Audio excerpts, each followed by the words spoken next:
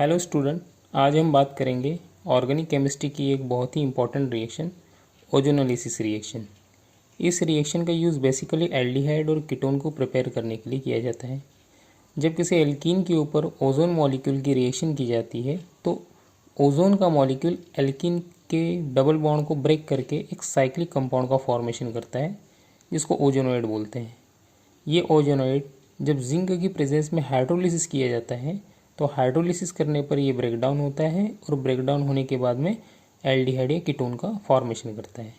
जैसे हमारे पास में एथीन है तो एथीन के मॉलिक्यूल के ऊपर जब इसने डबल बॉन्ड को ब्रेक किया तो ब्रेक करने के बाद में डबल बॉन्ड के इस साइड जो कार्बन है और डबल बॉन्ड के इस साइड जो कार्बन है तो उसके अकॉर्डिंग हमको उसने क्या दिया, एल्डिहाइड या कीटोन दिया। अब हम इसको एक ट्रिक से समझते हैं कि किस तरीके से हम इस केमिकल रिएक्शन को कंप्लीट कर सकते हैं। जिसे हमारे पास में ये एथीन का मॉलिक्यूल है तो एथीन के मॉलिक्यूल के जो डबल बॉन्ड दिखाई दे रहे हैं हम इसको यहाँ से ब्रेक करेंगे और ब्रेक करने के बाद में इस साइड और इस साइड दोनों साइड हम कार्बन से ऑक्सीजनों को जोड़ देंगे। जैसे यहाँ पर CH3CH है तो एक ऑक्सीजन हम ऐड कर देंगे तो बन जाएगा ये CH3CHO एल्डिहाइड। इधर HCH2 है तो CH2 से जैसे ही हम एक ऑक्सीजन ऐड करेंगे तो बन जाएगा फॉर्मल्डिहाइड और बचा हुआ एक ऑक्सीजन H2O के साथ मिलकर H2O2 का फॉर्मेशन करेगा। तो हम इसको फिर से देखते हैं कि हमारे पास एक अनसिमेट्रिकल कंपाउंड दिखाई दे रहा है। अब हमें देखना है कि इससे हम किस तरीके से इसका हम ओजोनोलिसिस करवाएंगे। तो जहाँ डबल बॉन्ड दिखाई दे रहा है हम उसको वहाँ से ब्रेक करेंगे और ब्रेक करने के बाद में इस चेन के साथ में हम जब एक ऑक्सीजन को ऐड करेंगे तो हमें क्या मिलेगा, एक कीटोन मिलेगा। और जब हम इस चेन के साथ में एक ऑक्सीजन को ऐड करेंगे तो ऐड करने पर हमें एल्डिहाइड मिल जाएगा। अब इस रिएक्शन का यूज़ हम डबल बॉन्ड की पोजीशन को फाइंड आउट करने के लिए भी कर सकते हैं। जैसे हमारे पास में दो कंपाउंड दिए गए हैं, दो प्रोडक्ट दिए गए हैं तो हमें पता करना है कि ये दो प्रोडक्ट जो बने हैं वो किस एल्कीन से बने हैं। तो हमारे पास ये जो 3 कार्बन की चेन दिख रही है जहाँ पर ऑक्सीजन दिखाई दे रहा है और यहाँ पर 4 कार्बन की एक चेन है जहाँ पर ऑक्सीजन दिखाई दे रहा है। तो हम इसको ट्रिक से समझते हैं।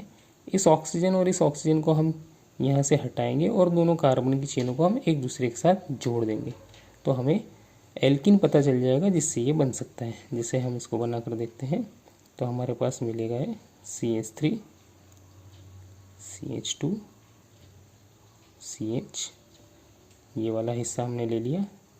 अब हम लगाएंगे यहाँ पर डबल बॉन्ड और यहाँ पर जो 4 कार्बन है तो 4 कार्बन की चेन हम यहाँ पर ऐड कर देंगे। 1 2 3 और 4 कार्बन की चेन। अब हम इसको ट्रिक से समझते हैं।